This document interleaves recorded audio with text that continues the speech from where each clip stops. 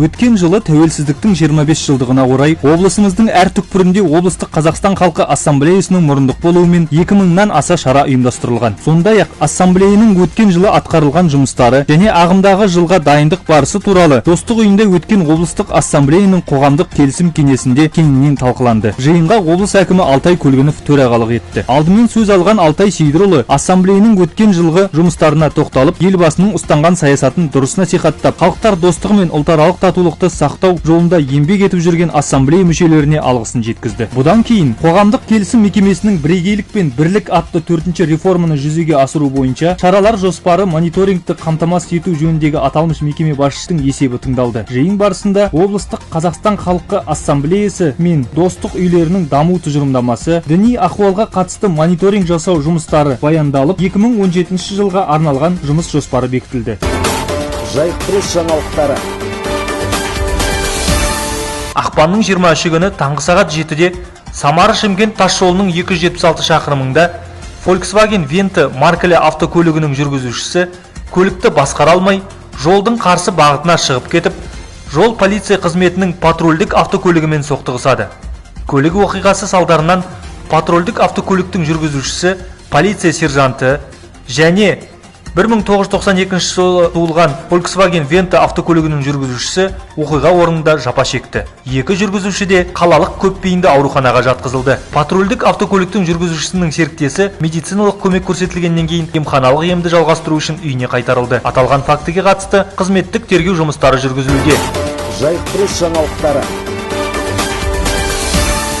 Қадыр Мырза Әлі атындағы мәдениет және өнер орталығында ақын Жанғали Нәбиуллин атындағы оқырман бөлмесі мен мүмкіндігі шектеулі зағип жандарға арналған кітап бұрышы ашылып, ақынның құрметіне әдеби кеш өтті.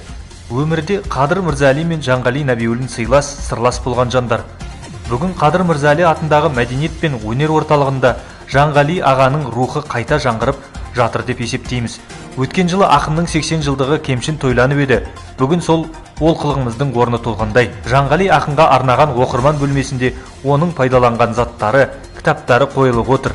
Біз кітап жинауды сол кісіден үйрендік, деді шараға қатысқан Қазақстан жазушылар одағының мүшесі ақын Ғайсағали Сейтақ.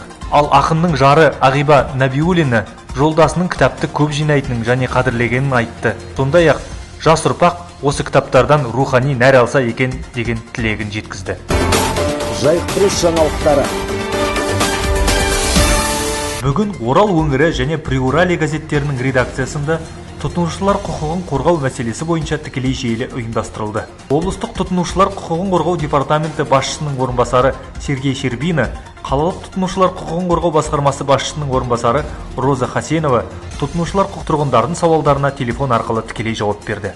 Тікелей желі барысында 30-дан астам сауалдар жолданды. Олардың ішінде ауру өршіген кезеңдердегі емханалардағы ұзын сонар кезектің қауіпсіздігі, ауылдық жерлердегі медициналық мекемелердегі медициналық құрылғылардың тазалығы, мектептер мен мектепке дейінгі ұйымдарда балаларға екпе жасау қаншалықты заңға сәйкес келеді, дүкен сөрелеріндегі мерзімі өткен тағамдар, ашық базарларда сатылатын балық және сүт өнімдерінің сапасы, көшелерде иесіз жүрген бұралқы иттердің көзін құрту туралы да бірнеше сұрақтар келіп түсті. Барлық сұрақтарға Тина Кенжеғалиева мен Құрманай Жұмағалиева заң аясында жауап беріп, кейбір келеңсіздіктерді алдағы уақытта қадағалауға алатындықтарын жеткізді.